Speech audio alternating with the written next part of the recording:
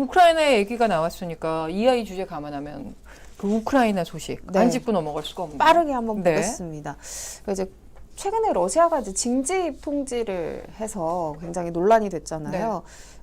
최근에 20만 명 이상이 결국 징집이 됐다고 하는데요. 놀라운 건 도피 행렬 네. 보셨죠? 네. 도피한 인원은 이의 2배, 40만 명이 도피했다는 보도가 나왔습니다. 그러니까 저 전쟁에 나가고 싶은 사람이 사실 누가 있겠습니까? 그 그러니까요. 도피 행렬도 어마어마했고 뭐 일부러 팔다리를 부러뜨리는 일까지 있다 그러더라고요. 네, 그러니까 뭐 참.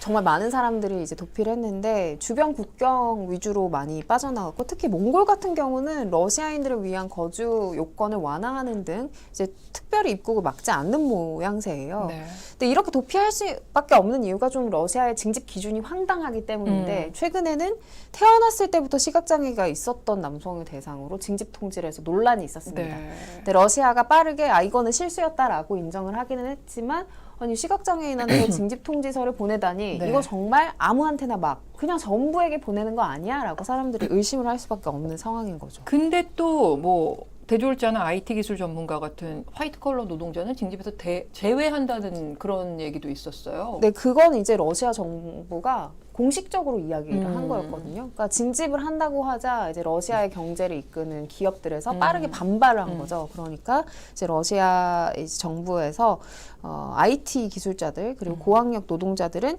인력 유출을 방지하기 위해서 징집하지 않겠다라고 얘기하면서 논란이 있었는데요.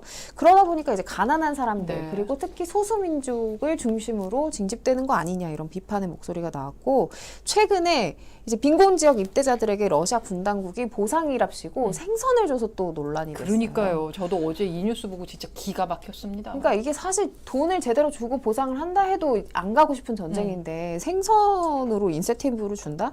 이게 이제 전문가들이 보기에는 정말 러시아의 극심한 전쟁 중에 이 빈곤 사태를 보여주는 단적인 예다라고 하고 있습니다. 네, 오늘 이 아이 뭐 그냥 좀 가볍게 저희가 했지만 내용을 잘 뜯어보면 우리에게 이게 얼마나 생각해봐야 할 맞아요.